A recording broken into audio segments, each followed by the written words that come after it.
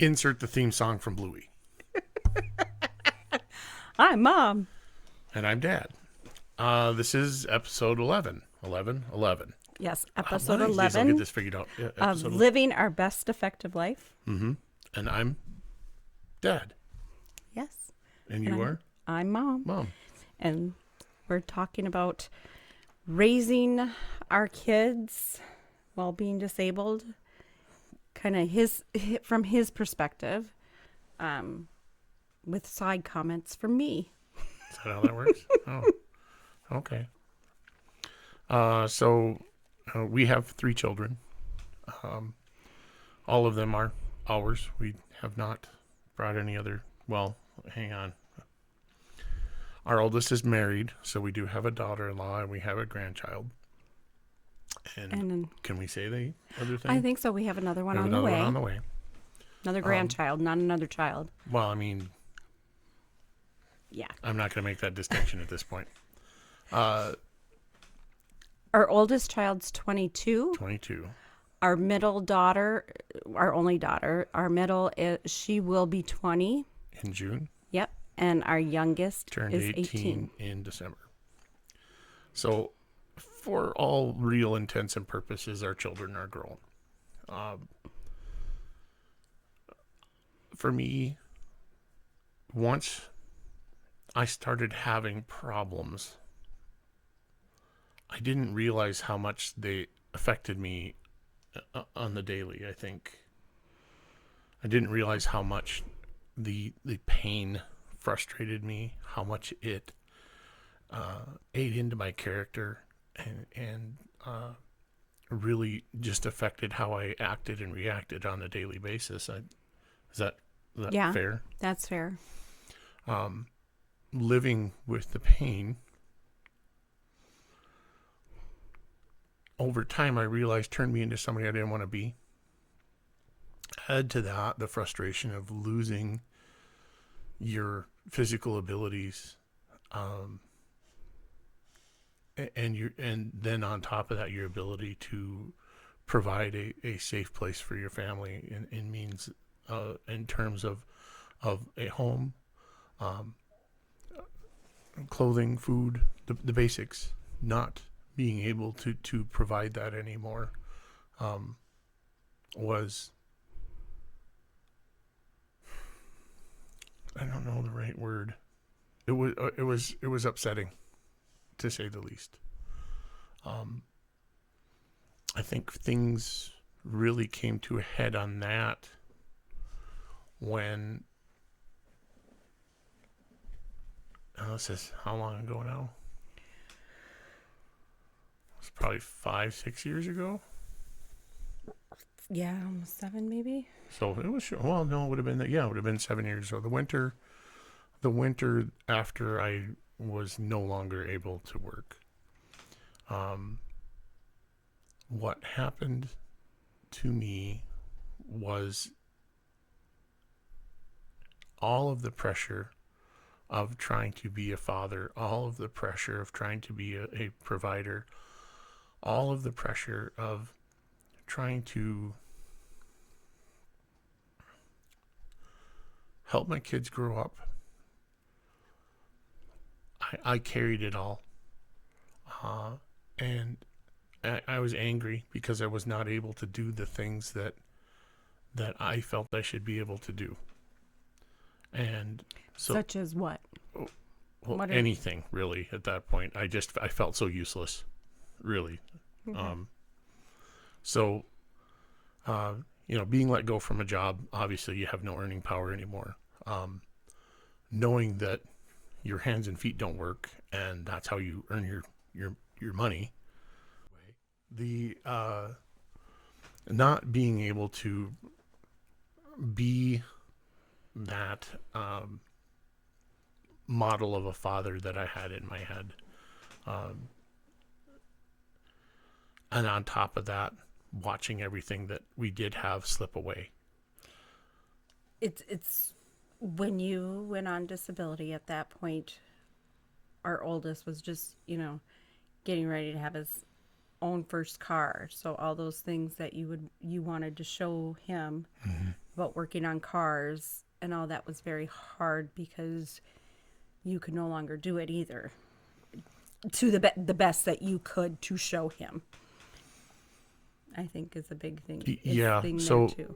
yeah, he got the car.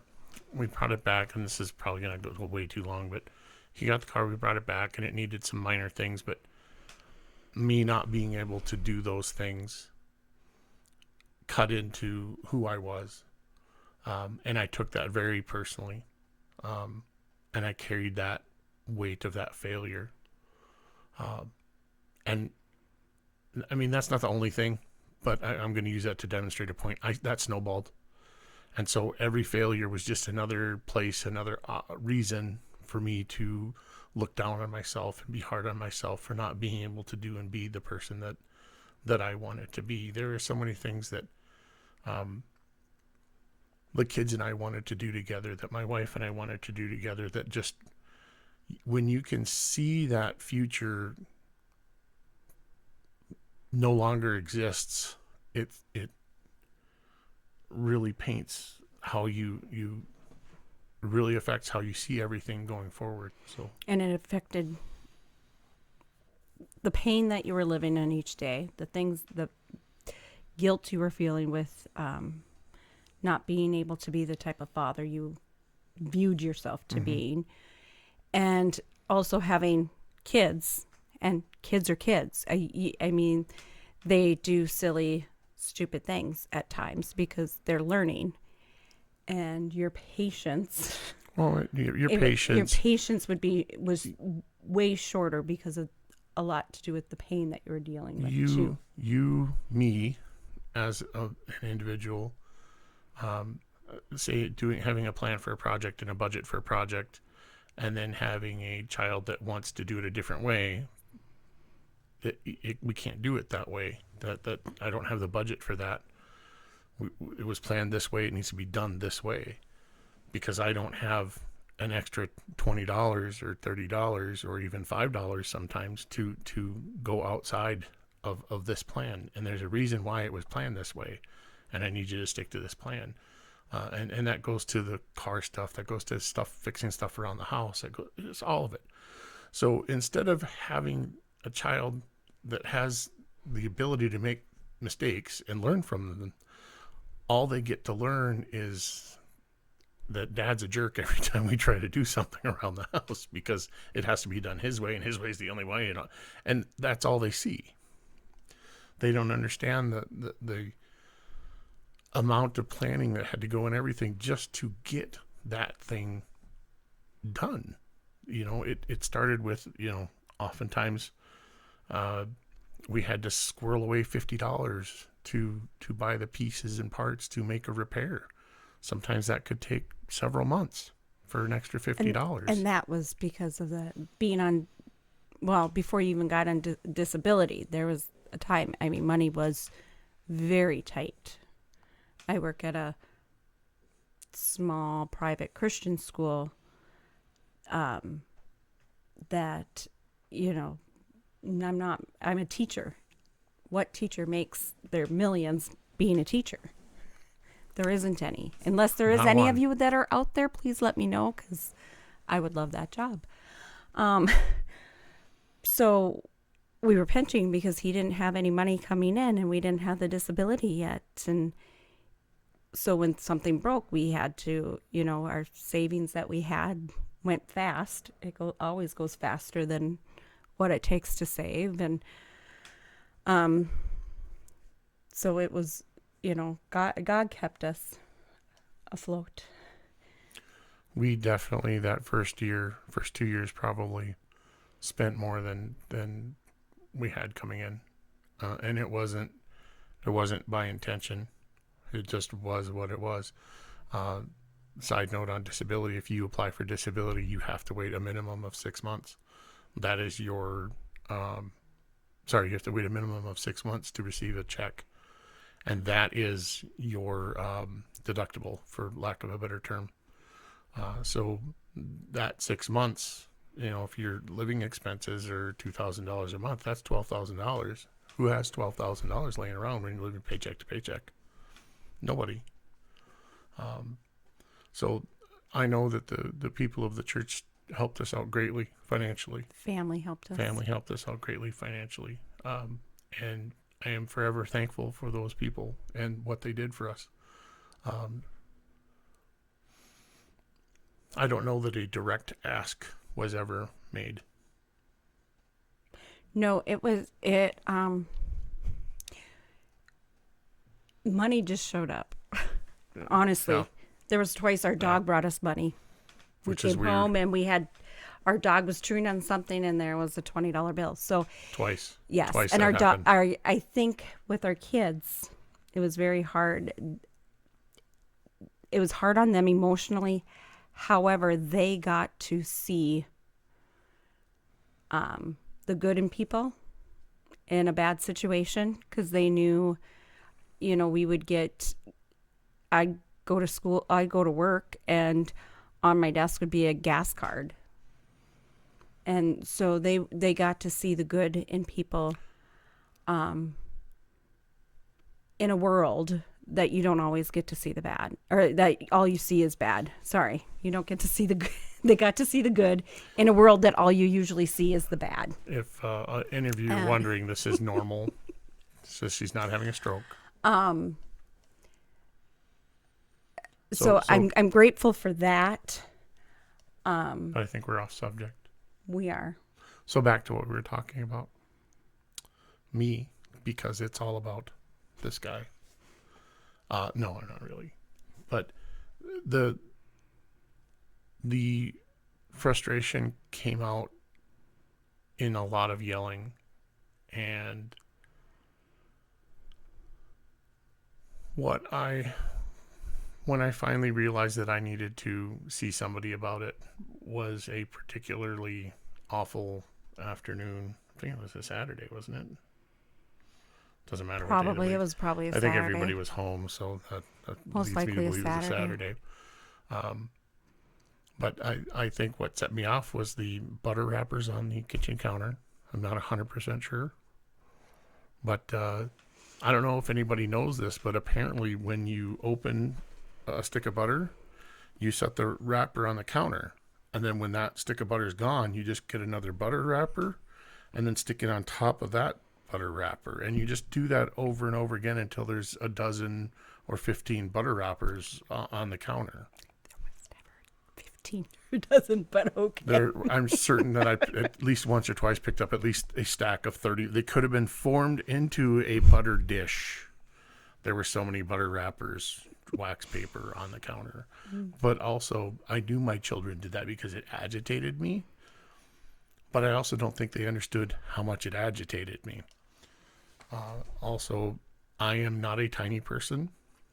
Also, I have a voice that carries. Also, I don't get angry often. You tell me. You have a better perspective than I do on that. Normally, early on, it took a lot to get you angry. However, when all of this, as the disease progressed and with going on disability, his fuse got shorter and shorter and shorter. Well, and it's the proverbial, it's the straw that broke the camel's back, That's what it was. You're carrying a weight of so much stuff with you, and there's nowhere else for it to go. So the kids So basically, the So- house was not being kept the way that I felt it should have been, but also I was not able to contribute in the fashion that I wanted to. So compound that with kids who are teenagers. they're teenagers, they're willful, they're trying Young, out their ability to control the situation. So you were home, we would go to school, they go to school, and I go to work, and we come home, and it was hard because things needed to be done. So after them being in school all day, there were still things that I could do. I could still cook. I could still do some cleaning. I could still do some basic maintenance stuff. And it wouldn't exhaust me to the point where I just couldn't function. So I did those things. Often I had dinner ready. Mm-hmm. to where you guys could just eat and then go about your And business and do your I things. think the big thing was the stuff that started to happen were the outside chores, like the cutting of the wood. The wood was a big thing. Well, that was a big thing from day one.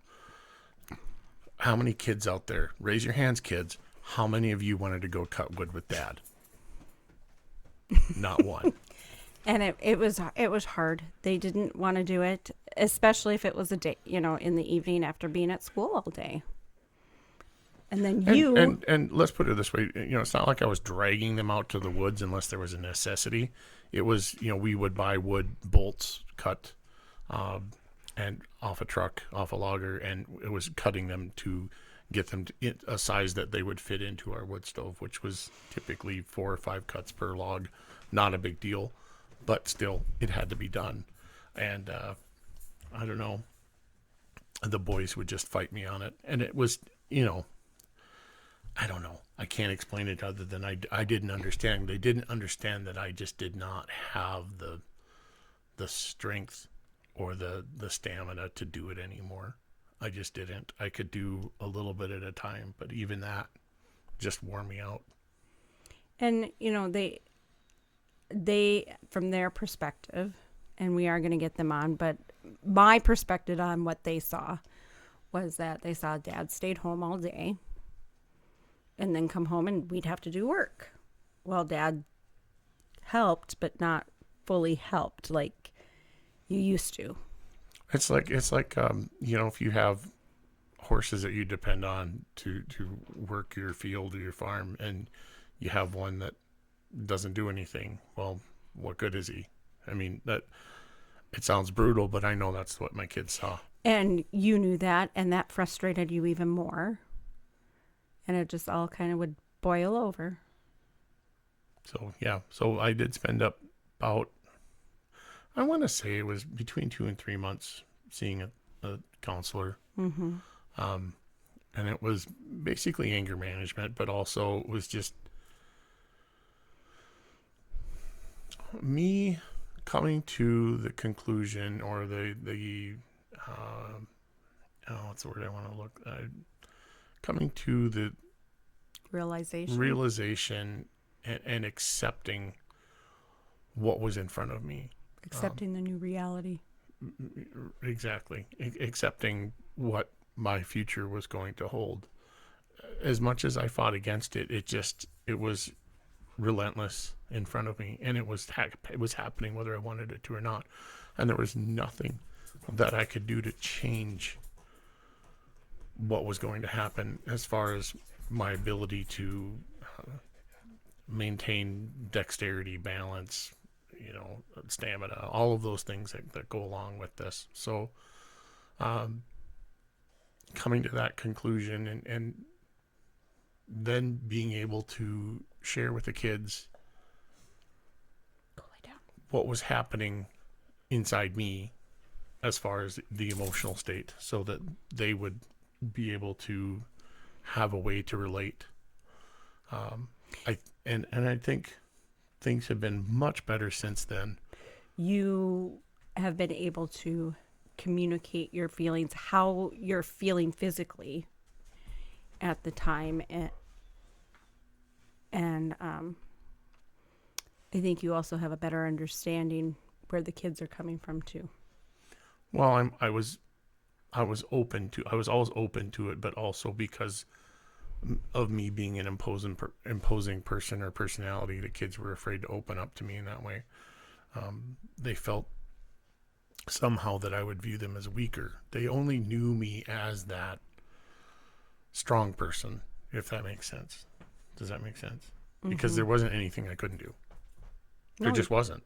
Used to be able to change the light bulb in the sun. Mm-hmm. That's a true story. Yeah. He was super dad. You were big, like the cranes and that you worked on. And what? Nothing. I'm not going to say anything. Okay. I'm your dad. So if anybody watching know anything about big job sites, her dad was a Boilermaker, and I walked up behind him one time and wrapped my arms around and picked him up and walked away with him. And he said, "I thought I just got picked up by a 888." So if you get the reference, you know what I'm talking about. If not, don't worry about it. But that was the kind of stuff that I did. And I had this, I don't know, I want to. The kids would, when they were little, and they would love having you pick them up because they were so high. I'm as high as as the skyscraper, and they would do all that type of stuff, and you'd fly around with, make them fly like Superman and different things like that. And that was with our kids and our nieces and nephews and things. So it was very hard, and we're hoping to have them on sometime so they can talk about how watching, their dad go from being the super crane to So I where he want is to I now. want to I want to demonstrate. So if anybody has grabbed a can of soup and held it out at arm's length in vertically, so horizontally, I'm sorry, arm's length, you know that after 30, 40, 50 seconds, a minute, it's hard to do that. One of the jobs that I did, there was a part of a Caterpillar grader. It was the center bull gear for the drives for the rear wheels, and the shipping weight on this was 112 pounds.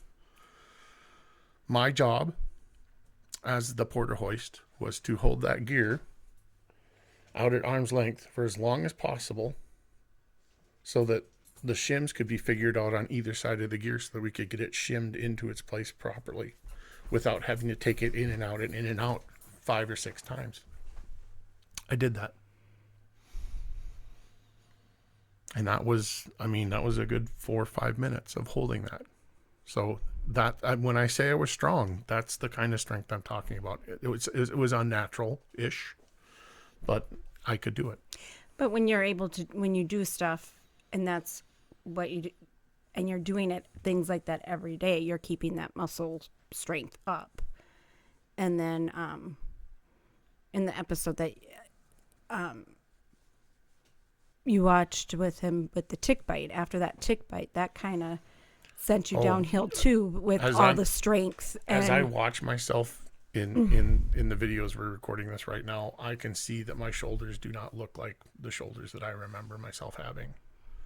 They're not what I remember. They're so atrophied. And it was very hard for the kids to see that.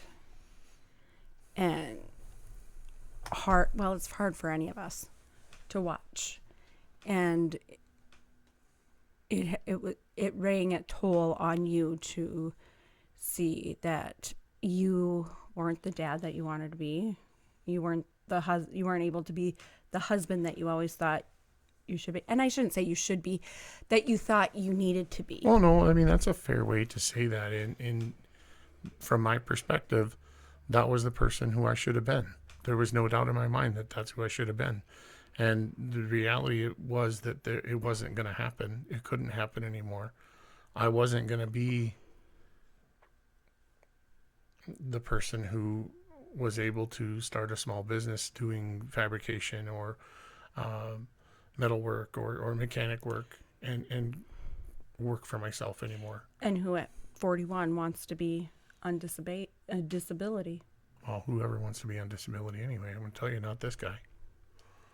And then our kids, we did end up asking them more of them than we needed. Then what we viewed we should have at that time growing up. I mean, the kids needed, our youngest now he has to do all the snow blowing, the shoveling, the maintenance around the house that we can't do. It's not that we just set maintenance. him loose and say go do it. It always comes with guidance. Mm-hmm. But there has to be a really dog. Really more. He's asked to do more things than what a normal 18-year-old who's in his senior year of high school, what they necessarily have to do. Lay down. And I'm very grateful for all three of my children and my daughter-in-law, and just for the help that they do give us. Mm-hmm. So on that note, again, rambling. Sorry. Don't be I'm sorry. Shannon. You're rambling Shannon, and I'm rambling Scott, and this has been an episode. An episode of Living Our Best Defective Life. Well, I'm gonna try it again because I Okay. want to. I'm Shannon. Nope, I'm not. This is Shannon. Hi, I'm Shannon. And this is Scott.